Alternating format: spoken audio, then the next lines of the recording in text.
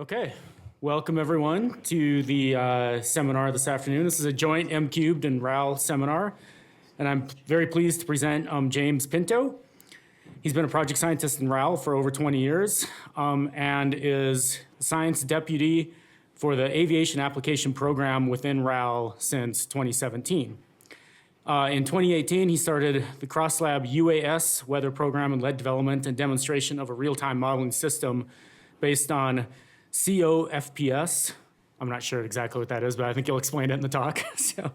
That generated ultra-fine resolution weather and turbulence predictions to support small UAS operations.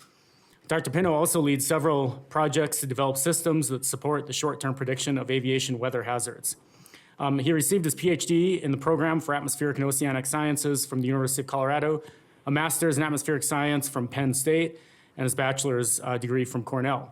For fun, James enjoys playing competitive beach volleyball, hiking in the Front Range of Colorado, and supporting his two children as student athletes as they transition into the next phase of their lives.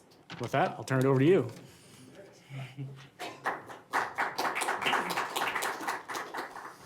Well, thank you, everyone. It's good to see such a large and diverse audience out there. I'm really excited to present these research results that have accumulated over the last 7 years or so. First of all, I want to kind of acknowledge a lot of contributors to this work that have been involved over the last few years. And I really want to give a shout out first to Dr. Matthias Steiner, who really encouraged me to pursue this new area of research and has supported me along the way. And as many of you know, he'll be retiring soon. And so we're really going to miss his mentorship and support over the years. A number of other collaborators listed there, and this is really just the tip of the iceberg. And I hope as I go through the presentation, I'll be able to touch on various aspects that some of these contributors contributed to. So let's step back and first talk a little bit about what an uncrewed aircraft system, or UAS, is. There's actually quite a bit of confusion in the literature, unfortunately, about what a UAS is, or otherwise known as a drone, for example.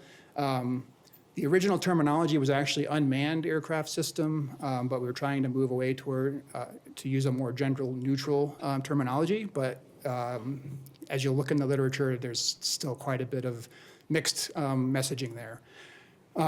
Other terminology, sometimes they're referred to as remotely piloted aircraft systems as well. And the specific type of UAS that I'll be talking about in a lot of this presentation is a weather sensing UAS, or WxUAS. But when I talk about UASs more generally, they're becoming quite popular in the commercial side of things for many different services, which I'll talk about here in a minute. There's different types of UAS, and I'm going to be focusing mostly on those that are less than 55 pounds. So that's a certain threshold that the FAA uses to classify the smaller drones. And you can see a bunch of different types of drones there on the right, ranging from fixed wing to copter sans and multi-rotor. And then the bottom left panel there is actually a vertical takeoff and landing drone. And then you can see the one on the far right there is actually a drone that looks like a bird, essentially. Their sizes range anywhere from just a few inches. They send these drones into buildings or collapsed buildings to try to find survivors, all the way up to almost the size of a football field. You can see the Airbus Zephyr there. It's a solar-powered drone that can fly for several weeks at a time and actually holds the record currently for 64 days of flight. Unfortunately, I'm not sure if that one is the one, but it eventually crashed due to weather. So a lot of these systems need very specific weather information that's currently not available.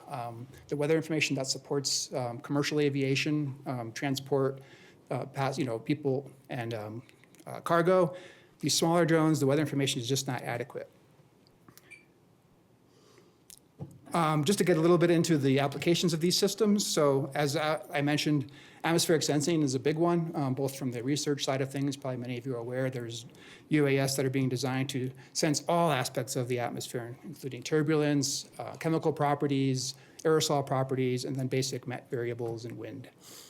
But there's many other applications in the commercial sector, and this area has been growing exponentially over the last 10 years, predominantly fueled by the transition to using battery power rather than fuel, which makes maintenance of these systems much more economical and user-friendly.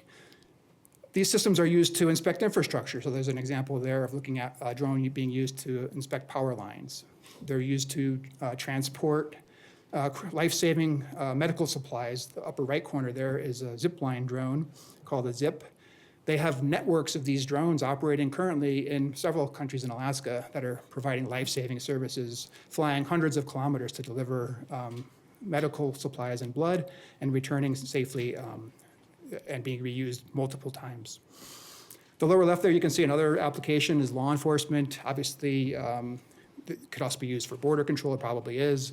Unfortunately, there's also many defense applications. You can see a lot of that going on in the current geopolitical realm with the war in Ukraine. And then another area that's really important is precision agriculture. So that's an example on the lower right where drones are surveying the agriculture and try to see areas that are either dry or being infested by pests that they can treat in other ways. And then another big area that's still kind of under development and has kind of the goalposts have been pushed downstream several times is air taxi services. And eventually, the goal is to have autonomous air taxi services that'll transport people from one part of a congested urban area to another at roughly the same cost as it would take to drive on the ground and much faster. That's the goal. But there's a lot of challenges ahead still. The challenge that we're running into here is that small UAS are very susceptible to fine-scale weather variability. And just think in terms of the wind field. Large gradients in the wind, for example, boundaries or outflows from thunderstorms or just wind shift boundaries can have a significant impact on operations if the operators are not aware that the wind's going to change direction or suddenly pick up and change direction.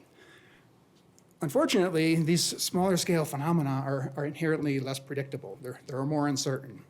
So you get to this conundrum where we want higher and higher resolution predictions, but at the same time, the uncertainty of these predictions is increasing, right? So we need to figure out what the requirements are for a particular UAS operation. Some operations might not be that sensitive. They may not care if they're going to get jostled around or get knocked slightly off course. But in other applications where a UAS has to stay within a very fine region, they call it geofencing, they're very susceptible to excursions out of this geofenced area, and they need to know exactly what the winds are going to be along their planned area of flight operations. So, and then the other question is, how do we translate this highly uncertain weather information that we have to actionable guidance? And so we're going to talk a little bit about each aspect of this in the remainder of the talk. So here it is. This is the air taxi concept. Just imagine getting off the plane at DIA and needing to get to South Denver. You go to a heliport and you hop on one of these autonomous vehicles with several other passengers, and away it whisks you to South Denver in 30 minutes, whereas it would take an hour and a half or 2 hours to get there, depending on traffic. The goal is to have this system demonstrated during the Los Angeles Olympics in 2028. The previous goal was to have it demonstrated in Paris in 2024, but that did not happen. So here's the rest of my talk. I'm going to first get into the system that we developed in-house here based on previous work that was done in the lab, both in Mcubed and also in RAL, using WRF-LES as the main part of the system. Then I'm going to go into looking at what the potential impacts of observations that are collected with UAS on predictive skill. And this kind of transitions into some work I was doing with the WMO to organize a global UAS demonstration campaign to see how the operational readiness of these weather sensing drones were to support operational meteorology. We culminated in a field campaign this past summer. And then we're going to dive in a little bit more to talk about what the predictability is at very, very fine scales. And this is now looking at what are the influences of the urban canopy on the flow, and are the predictions that we're getting from our FastEddy model that was developed in RAL giving us real predictions of the turbulence and wind flows. If I have time, we'll talk about some machine learning type work that we did to translate from the mesoscale to the microscale, using FastEddy to develop the microscale, and then basically using the predictor fields from the mesoscale and the urban landscape to predict hazards. And then finally, I'll talk a little bit about a future vision. So here's a current snapshot of a typical UAS traffic management system. This is a system that was developed back in probably about 7 or 8 years ago, around the time that we were getting started. It's managed by a company called NCAR, and it's in central New York. So the airspace that they're trying to develop to allow for essentially a uncrewed aircraft system corridor between Rome and Syracuse and possibly points in between spans an area about 100 kilometers. So it's a pretty good-sized area. Obviously, we have mesoscale models that can produce some model information for that area. I have an example there on the lower left showing a wind field. Not much variability, as you can see, across that wind field, but at least it gives you some indication of the winds per se. However, when you look at the observations, those are given by the wind barbs throughout that region. New York State Mesonet is actually a pretty fine mesh of Mesonet stations across the entire state. And you still only have about 3 or 4 stations within the entire UTM airspace. So they have very limited observations to support their operations. So say you want to plan a flight from the one star to the other with a UAS, your nearest observation is probably 10 kilometers away. And you don't have any information about what's going on in the vertical either. So this is the conundrum. This is the problem with trying to do flight planning, particularly for beyond visual line of sight flights. So local flights where the operator can see the plane is one thing, but once you start flying beyond visual line of sight, weather starts to play a huge role. And you can see, obviously, weather can happen at fairly fine scales. For example, fog can nestle in valleys.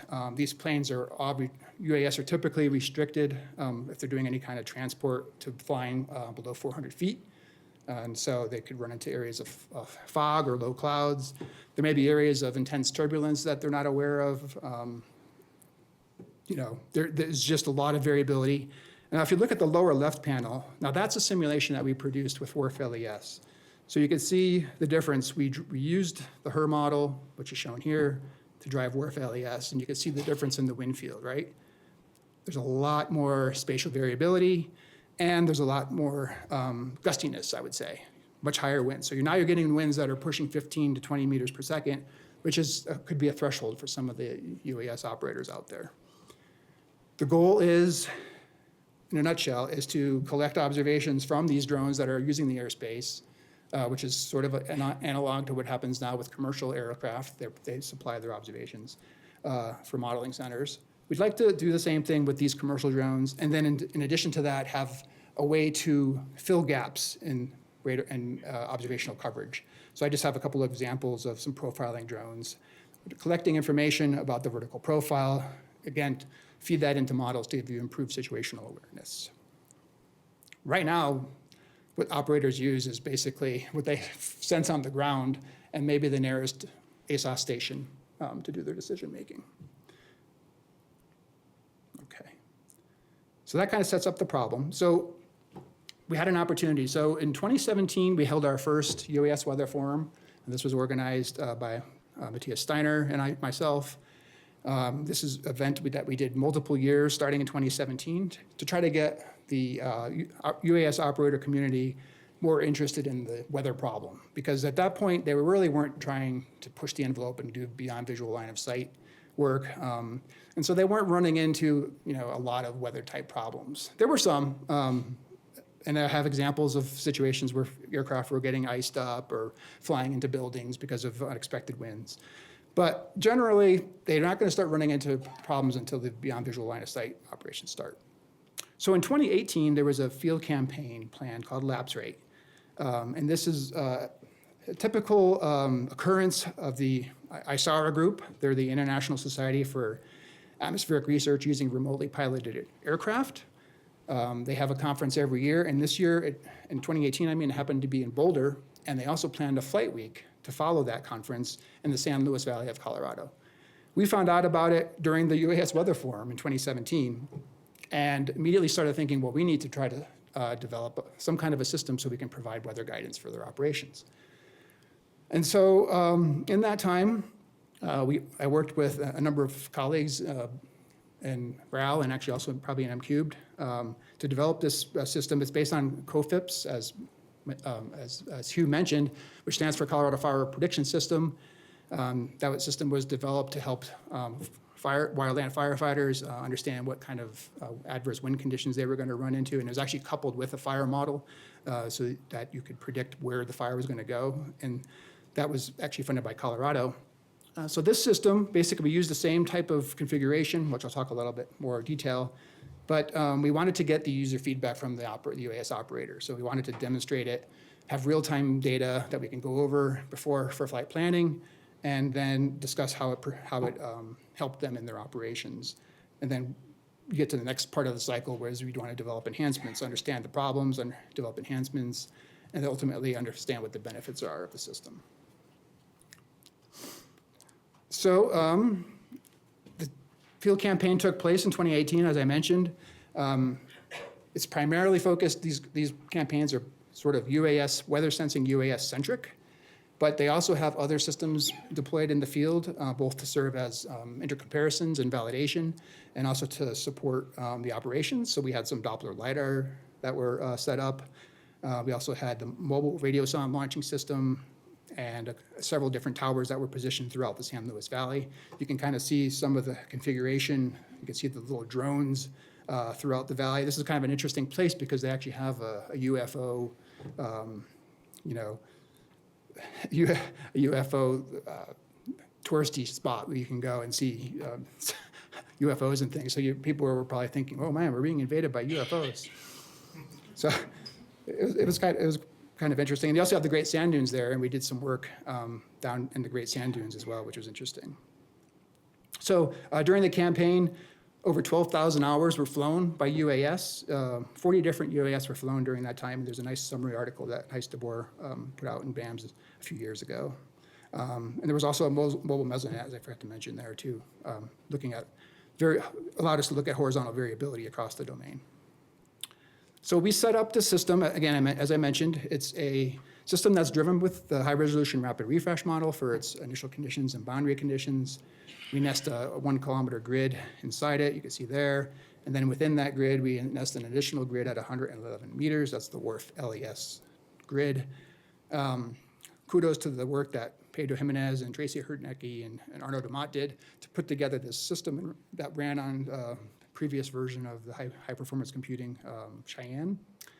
And one of the things we did, what was different was we coupled it with the NOAA Unified Post Processor system, because the Unified Post Processor produces a lot of diagnostic variables that we use in aviation hazard planning. And so one of the things we found right away when we were doing some case studies was that it wasn't good to initialize both the 1 kilometer grid and the 111 kilometer grid at the same time, because you would set off a spurious gravity wave that would propagate across the WRF-LES and bounce back. And so we were noticing that some weird offsets with observations, and then we tracked it back to these gravity waves that were bouncing around within the valley. So we found a way to mitigate that was to allow for a critical spin-up period. We used 6 hours in this case. You could probably use even less than that, but we used 6 to do these simulations. So here's what the output looked like from WRF-LES. It was a very rich data set, right? What I'm showing here is a diurnal cycle of the wind speed and direction. The speed is given in the color coding. And you can see that these jets of wind emanate out of the canyons. This is essentially drainage flow forming overnight and then spilling out into the San Luis Valley. And then as the daytime warming occurs, you can see the wind field transitions into more of a turbulent, chaotic nature with a general reversal of the flow so that you end up with up canyon and up valley flow in the afternoon.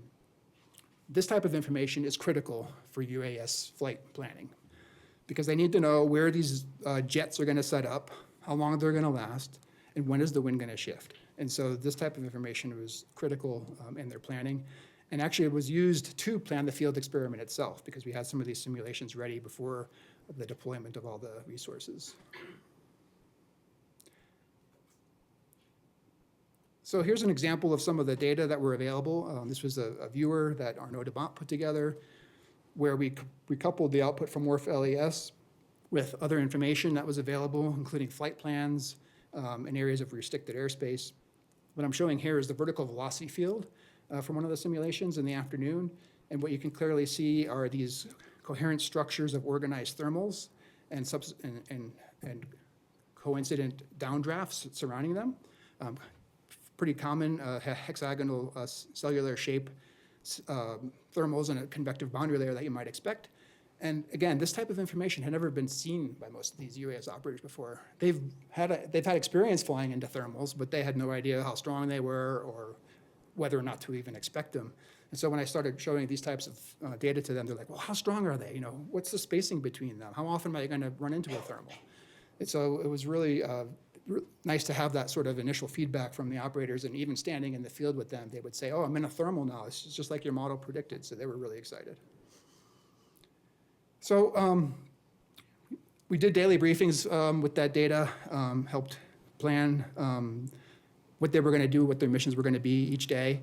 And then afterward, we started to look at the results and compared them with observations. This is just one example, comparing the observations at the mouth of the canyon, the northernmost canyon in the San Luis Valley. So we expected to have these diurnal transitions of flow coming out of the canyon from the northwest during the day, transitioning to southeasterly flow during the daytime hours.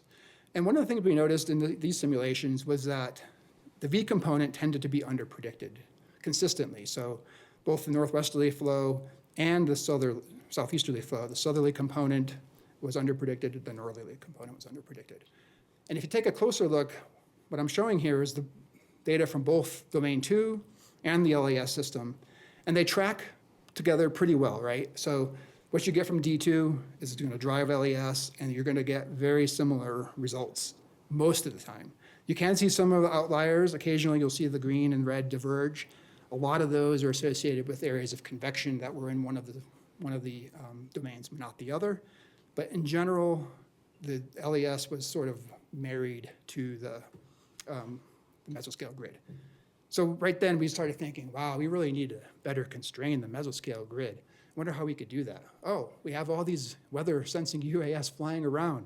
Maybe we could assimilate those data and see if we can get a better analysis and predictions that we could use to drive WRF-LES. So that's sort of our next level of effort here. So I want to talk a little bit about our work to do data assimilation experiments to assess the value of using weather sensing UAS and predictive skill. So we decided to use DART. The system was fairly robust at that time already. This was probably in the 2018, 2020 timeframe. It's an ensemble Kalman filter data assimilation system. So the way we set this up was we again used the HER as our initial condition and lateral boundary conditions, and then we perturbed the HER to create a set of priors. We developed a cycling system, so we would launch the system forward. Well, first we have the priors, we assimilate the observations from whatever we have, UAS or there are a few surface ob stations in the San Luis Valley, but not many. Generate our analyses, and then occasionally we'll run an actual forecast, and here we've been using the ensemble mean.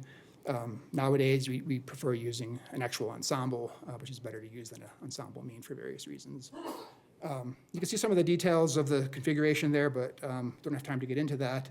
But essentially, you can see the domain placement. We're looking at the northern part of the San Luis Valley for the WRF-LES system. So a very similar configuration that we used before, but now we're doing data assimilation. And so here's an example of one of the cases we looked at. This is some of our initial work. We were looking at that same drainage flow case. And so what's shown on the left there are the various observing platforms that were used. The K value, the KY dash systems are all University of Kentucky UAS. The OU copter sons are in red. And then we also assimilated data from the CU Datahawk, which is down there in the lower left part of the domain. And then other instrumentation we left out for various reasons. Either the data were not of sufficient quality, or we wanted to use it as independent truth and verification. And so on the right, we're doing a comparison of essentially a sequence of priors that were computed. The no assimilation one and the middle panel is essentially just a free forecast with no assimilation. And then the bottom panel is showing the impact of the data assimilation. And these are just 15-minute forecasts now, right? So we're looking at the priors that are used to generate the analyses on the next time step. So what you see right away is that with assimilation in this case, we were able to do a nice job of capturing a couple of things. One, you'll note in the LiDAR data, there's this sort of downward evolution of the peak winds throughout just before sunrise. We see a similar type trend in the assimilated winds. I will note that the top of the LiDAR in these panels is sort of in the middle because it only saw the lowest 200 meters. So I wanted to show sort of a deeper part of the model so you can see how the vertical structure actually looks above that. So then the other thing it captures is the transition from this cold drainage flow around 14 UTC. It starts to transition to an up canyon flow, and you see that with the assimilation, the data getting into the model, we are now able to capture this up canyon flow much more accurately. The next thing we did was we generated some free forecasts. Now, instead of just looking at priors, we're looking at free forecasts. And in this case, it's the free forecast after 2 hours of cycling, essentially. And we launch a long free forecast. The black curves are the simulations with no DA. And now I'm just showing the data from the LES grid, though. I'm not showing the 1 kilometer grid in this case. And the blue curves are after data simulation. And the cyan dots are data observations from the ASOS station. And you can see that we're now able to capture this transition from the drainage flow from the north to this more southeasterly up canyon flow. And you see we capture it both in the U and the V component very nicely. We also capture some of the variability in the winds much better than before. And the other thing you'll note, which is easier to see in the thermodynamic data, so temperature and water, especially water vapor, you can see how long the data remained having an impact on the simulation. So essentially after about 5 hours, the simulation falls back to its previous biases, unfortunately. But a 5-hour pickup for us is actually pretty good because most UAS operations are under a couple hours. So this was a really encouraging result. And we also found that not only does it impact the sort of the broader scale variability, but it also impacts some of the finer scale variability. So here I'm looking at distributions of wind speed and vertical velocity that were computed over a 1 hour period just at the LiDAR site. But I'm looking at all levels available for the LiDAR, comparing that with the model. And so the one thing that jumps out right away is that if we don't assimilate UAS data, the distributions are much too peaked. So that's this red curve compared to the black LiDAR curve. After assimilating the UAS data, it does a nicer job of capturing the fact that, hey, the winds have reversed. We're now southeasterly. It's more entering into a convective boundary layer. And so the distributions are broadening. Obviously, still some work to do here. The distribution of vertical velocity didn't broaden nearly enough, even with data simulation, so there may be other physics going on that we're not able to improve upon. Let me just take a second here. So these initial results were encouraging. Of course, the San Luis Valley was a pretty data sparse area, so you would expect there to be a pretty significant impact of any observations. There were some observations, so the 3 little stars I show here are actually surface obs that were available within the San Luis Valley. And so we did some additional experiments where we compared what if we just assimilated surface obs versus surface ob plus UAS. And this is for a different case. We were looking at convective initiation. The top panel showing the radar reflectivity. This is right after initiation. You can see we have some fairly strong cells very close to one of our profiling sites. And if we only assimilated surface observations, you can see that we don't have any convection anywhere near where stage 4 precip is showing. There's a significant accumulation of rain. After assimilating UAS observations, in addition to the surface, we actually have a fairly nice CI area, maybe a little bit overdone, but I'd rather be able to warn someone that there could be CI rather than tell them there's not going to be any, right? Part of the reason we were able to improve upon the simulation was because of how it impacted, the UAS observations impacted the vertical profile of especially moisture. So you could kind of see the difference. The gray is the radiosonde observation, which was independent. The UAS based forecast, this is a forecast, but it has UAS data simulation in it, much closer correspondence with the profile compared to the surface obs, which really didn't have any indication of what the moisture was doing, which you'd expect because it's a surface ob. So with these kind of pretty good results, and then others in the literature over that same time period, the WMO was getting really interested in weather sensing UAS and their current readiness for supporting operational meteorology. And so we worked with them to develop this BAMS article talking about how the UAS can be used to sense the lower atmosphere and fill a data void, especially in terms of timing, temporal and spatial capabilities. And I was asked to join the expert team on aircraft-based observations, the special group on UAS, weather sensing UAS. And we decided that what we wanted to do is have a global UAS demonstration campaign. This was back in, I think, around in 2000 maybe. Organize a global UAS demonstration campaign to assess operational readiness. And at the same time, the WMO was helping to try to push that forward a little bit by doing a couple of things we'll talk about here in a minute. I don't know if I mentioned, this is a BAMS article that I wrote, yeah. So yeah, let's transition to the WMO demonstration campaign, right? What is that? I don't know if any of you in the audience have heard about that, maybe a few of you. But it was a pretty big deal. So the idea was to try to accelerate and demonstrate, I guess I mentioned the readiness of weather sensing UAS to support the WMO integrated global observing system. And the first thing was to try to collect from a grassroots approach, because you know how WMO works, get UAS operators and universities and agencies and commercial vendors all interested in this, all supporting themselves to participate. And then also get modeling centers and model research centers involved to evaluate these data. So a lot of groundwork is done in the first few years to try to get all these people together.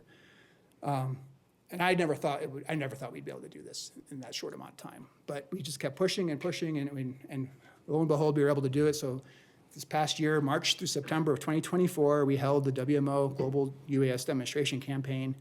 You can see on the lower left panel there is a distribution of the sites where we had, at some point, weather UAS operating. So you can kind of see there's these hubs of activity in the United States, Central Europe, Southeast Asia, and then you can actually see there's a couple of contributors from Russia, amazingly. I wasn't quite sure how to deal with that, but they uploaded some data, so they're in the database. So overall, there were 31 cities involved, and operations took place in 12 countries, accumulating over 14,000 flights over this time period. So a pretty immense accomplishment. And a couple of the key things that we did was we first established a data standard. We used NetCDF because that's what researchers are kind of gravitated to. It's pretty easy to deal with. And we made it CF compliant so that it can be interchangeable with other data sets. And so a converter that was written converts the data to buffer so the modeling centers can use the data. And if it didn't properly convert to buffer, that meant there was something wrong with your data. So it was a nice way to tell your operator, hey, you got to fix your data.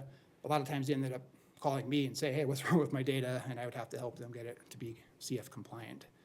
But that was an amazing breakthrough to have that be consistent. Because in 2018, even though we tried to standardize the data format, almost every single operator had something that was slightly different, which made it really fun to assimilate those data. So the other thing that the WMO did is they set up this Amazon Web Cloud Service. This was working with a company called Synoptic, which many of you may know. So Synoptic set this service up, and they set up the automatic conversion, and then the data are then made available through what's called the WMO Information System 2.0, WxUAS 2.0. So essentially, users who want to use the data could subscribe to this service, and if they did, then they would get notified every time new UAS data was available. So on the right there, you could kind of see some of the statistics. One of the things we were interested in is how often did they fly, how high did they get, and what was the latency of the data? Because in operations, you really need to get that data fast, especially when you're trying to assimilate them into mesoscale models. Like you have like a 1 hour cutoff, essentially. And so the upper panel, you can see the distribution of flights. Most of them are down low, right, as we expected. And part of that is because we actually had a commercial vendor who is flying, it was Zipline. They're flying doing other missions, but they were supplying the weather sensing data they provided in the standard format. And so that's what that giant circle is in the United States, in Arkansas, actually. But you see there's a number of flights that got up to 3 kilometers above sea level, and even a few that got up to 6 kilometers. What's the zip line like? Zipline. So Zipline is the medical supply delivery system. They originated in Africa, and then they moved to operations into the United States, and they're basically going to start delivering for Walmart. So you're going to get packages from Walmart from these Zipline drones eventually. Within the next few years, I would guess. They're already doing it in Texas. So anyway, the key thing here is that one of the issues is regulations. It's really hard to get permission to fly UAS very high. So you have to do a lot of work, a lot of legwork to get these flights up to 6 kilometers above sea level. The other thing that more of a weather-related thing is that sometimes they ran into wind conditions that were too strong, or they ran into icing conditions, and in those situations it was a weather hazard that they ran into, and they had to stop operation. But it was actually very successful. Here's just a list of all the contributors from public sector to the private. As I mentioned, Zipline again. And then there's a number of vendors out there who have weather sensing UAS if you're interested. At the forefront is probably Mediamatics. Intermed is kind of coming up. They're basically selling the copter sound that OU developed. Black Swift is right here in town. We do a lot of work with them. GreenSight is another company that they started off in the agricultural side of things, but are trying to diversify and so forth. Again, the key thing was the data dissemination and the contributors there. And now we're trying to build up the data user base. So you can see the ones listed here, and we're definitely looking for more partners to start assessing the potential value of all this data we collected. All right, so this kind of transitions nicely into the next segment here. This was a recent field campaign called Scales that dovetailed with the UAS demonstration campaign, which is very nice because, again, it standardizes all the data formats, allows us to easily collect the data and have it all available in one place.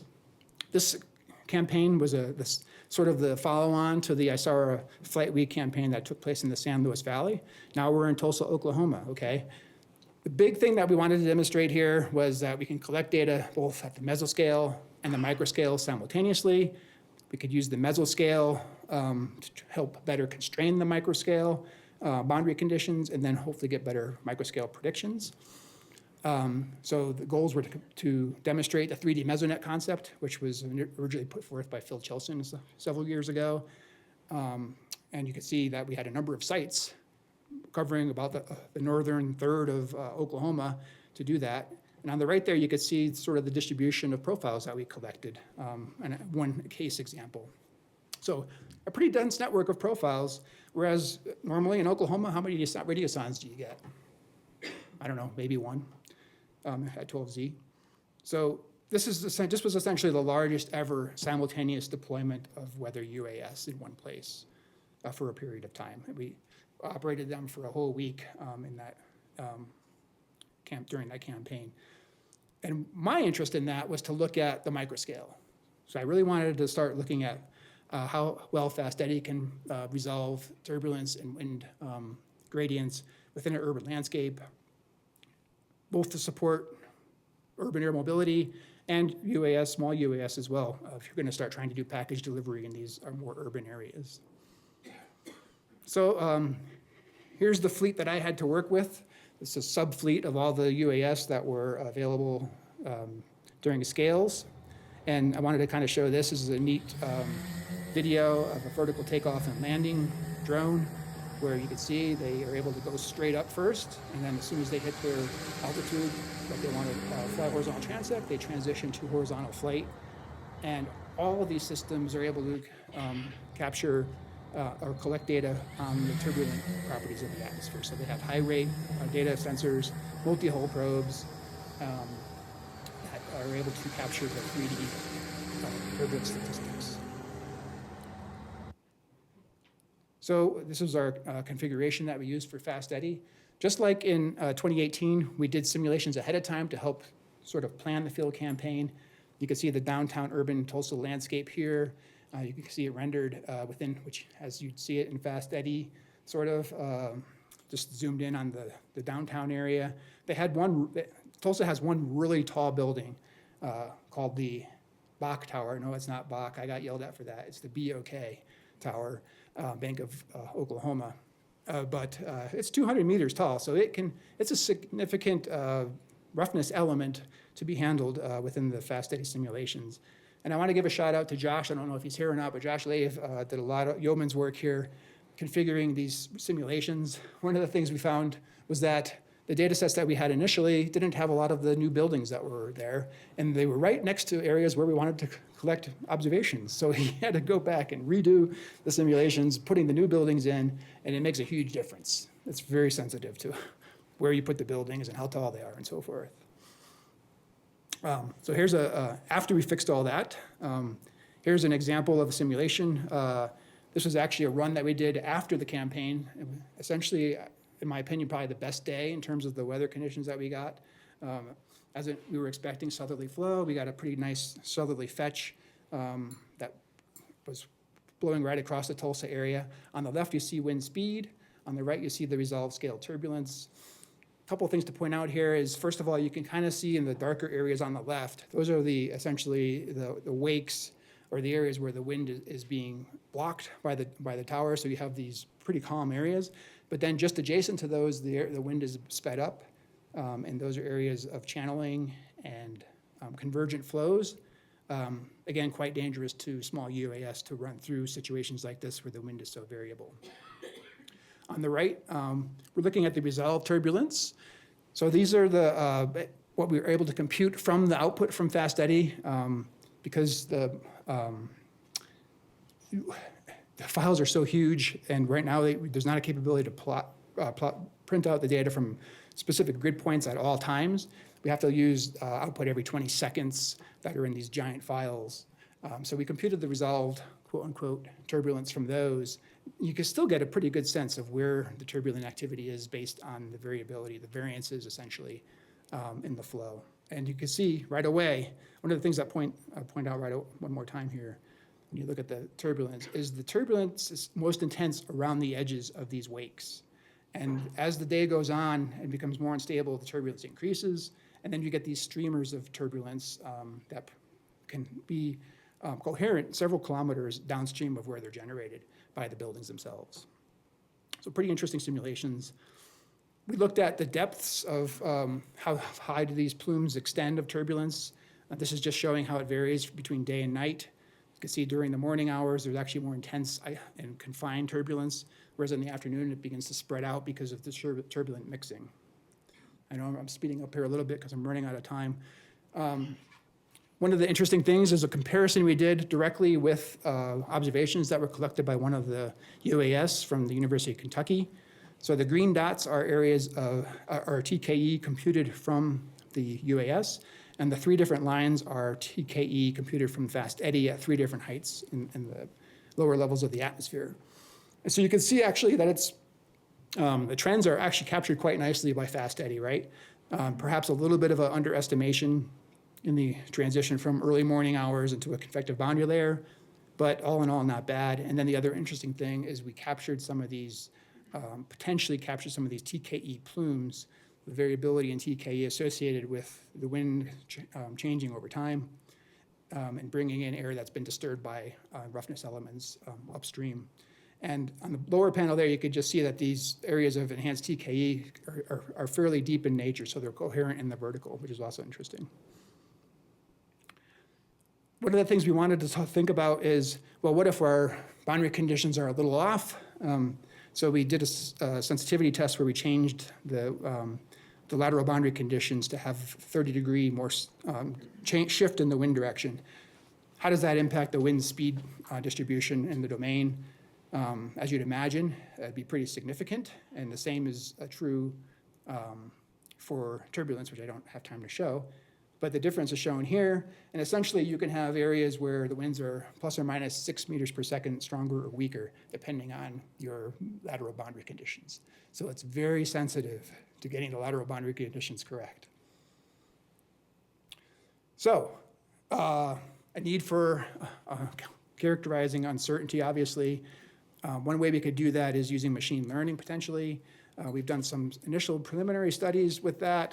I don't have a ton of time to talk about that, but we used an existing data set that Domingo Munoz-Esparza put together where he produced simulations for 31 different days for Dallas-Fort Worth area, which spanned a range of conditions.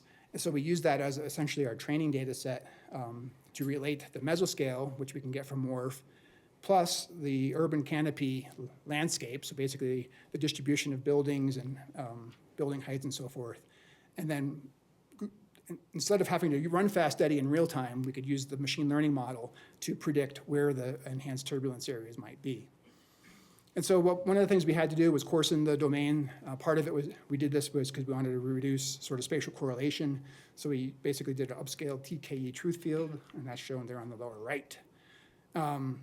We looked at looking at 3 different feature sets, one where we just used the building information and no information about the mesoscale. That's feature set 1. Feature set 2, we looked at using at least information about, well, what was the wind direction, and then came up with parameterized effects, say, how far upwind was the building, or how tall was the building upwind, and so forth. I'm jumping ahead by accident. We are running out of time, though. Let me go to the punchline here. So these on the left are 3 different predictions of using the machine learning model. You can see that each of them does capture to some extent some of the TKE, but the best performing one was the one where we combined both the building information and information from the mesoscale model. That's shown, the best way to see it is in the feature score, the area under the curve for feature number 3, which is about 0.9, which is pretty darn good. There were some issues with reliability. I don't have time to get into that, however. So let's look at the future. We've got a few minutes left. Just some key takeaways here. So what we're finding is that we really believe that UAS, weather UAS, and observations of opportunity from like zipline or other delivery services or inspection services can be used to better constrain our mesoscale models. We want to try to get that information essentially into the operational modeling systems that we have here in the US, for example, the high resolution rapid refresh, or the next generation, which will be a version of MPAS. The lower panel there shows that we can really get enhanced temporal variability, temporal sampling if we need it. So if we have a situation of rapidly evolving weather, we could tell the drones to collect profiles more quickly. In other cases, we could just ground them for a few days if we see there's no weather around. So we could do this in a cost-saving, targeted way. Ultimately, we'll drive these into, use these to initialize ensemble models, hybrid models, like they do at GSL and eventually NCEP, and use that to better constrain and produce more accurate boundary conditions to drive these WRF-LES type models or FastEddy model. One thing we did that is not going to work, unfortunately, but we were able to render FastEddy data with a UAS on top of it to see how well it was performing compared to what the observations were showing. So finally, this is where we see the future. We'd like to work with UTM developers to provide the weather guidance information and how to translate that into decisions. And so on the right there, or on the left, you see is sort of a planning tool where you could put in your route, and then on the right, it gives you a prediction of what to expect in terms of headwinds and tailwinds along that trajectory, what to expect in terms of turbulence along that trajectory, and then what to expect in terms of how much battery is expected along that trajectory as well. And then as you're flying it, you can overlay the data on top to say, well, how accurate was my simulation, my prediction going forward, and can I trust it? And so that's where we see things going, and hope to have more help from those of you in the audience to get to further this along. And with that, I'll take any questions. Thank you.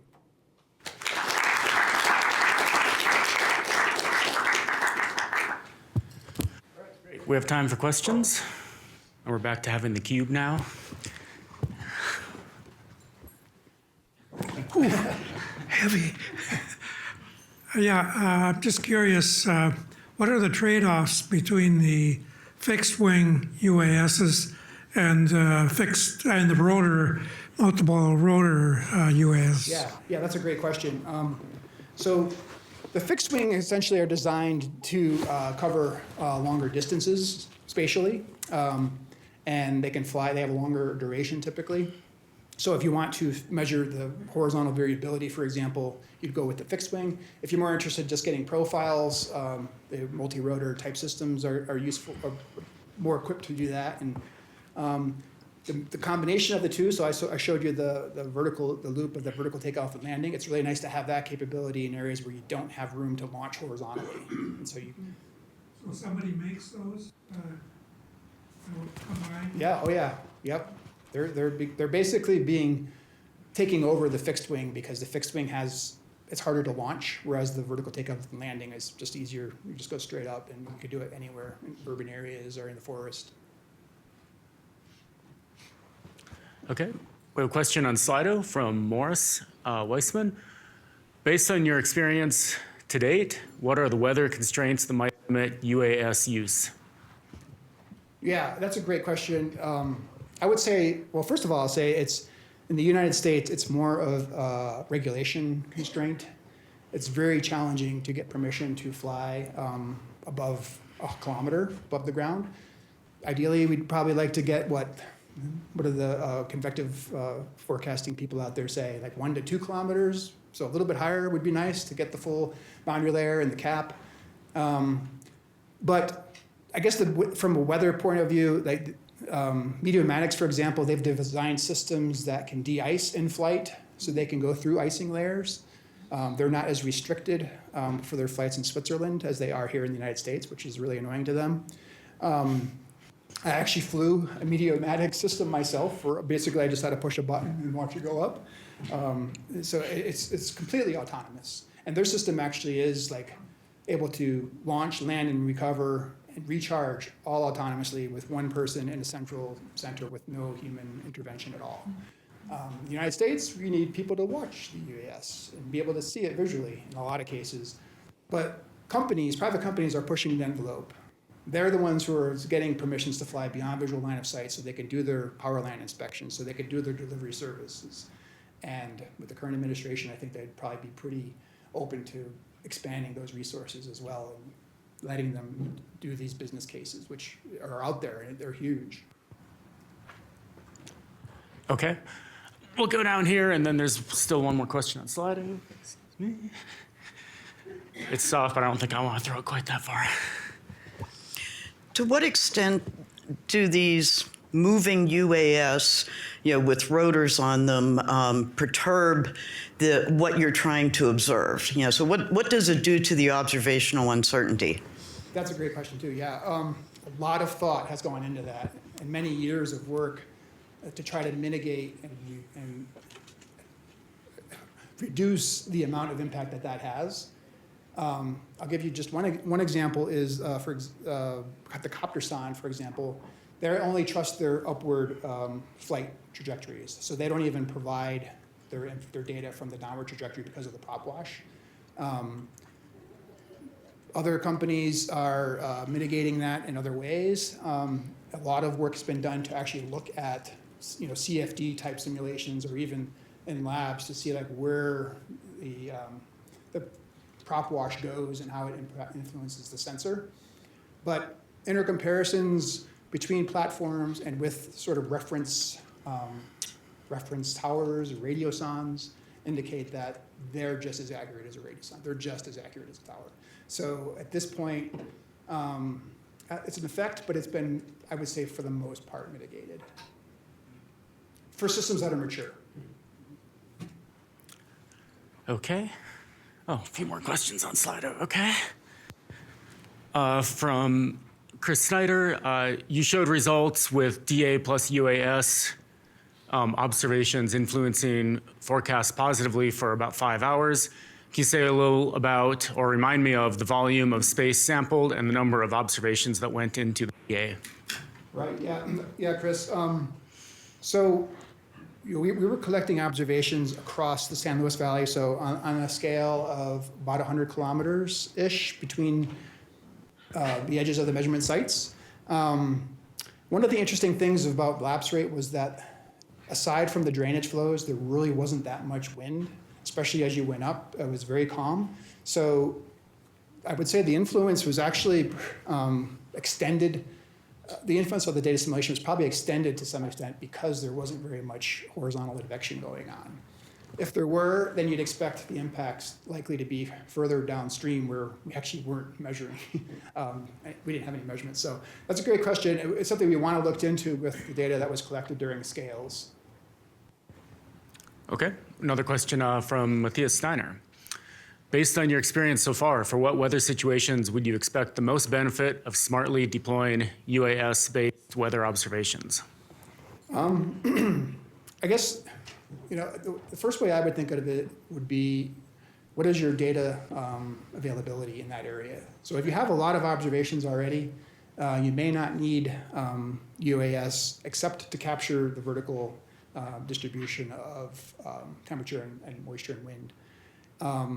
I think very dynamic situations where you're not quite sure what the cap strength is for predicting convective weather. There was a lot of work actually to do research flights into convective areas where there was convection expected. Matt Wilson over there is very familiar with that in his work with Taurus.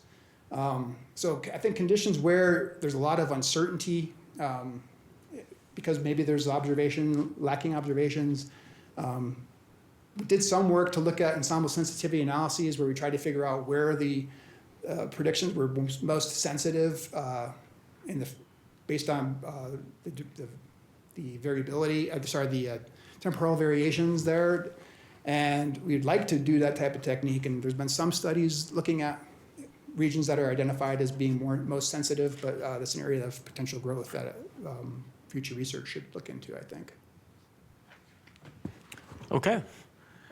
I don't see any other questions, so I think with that, I can thank James one more time. All right, thank you.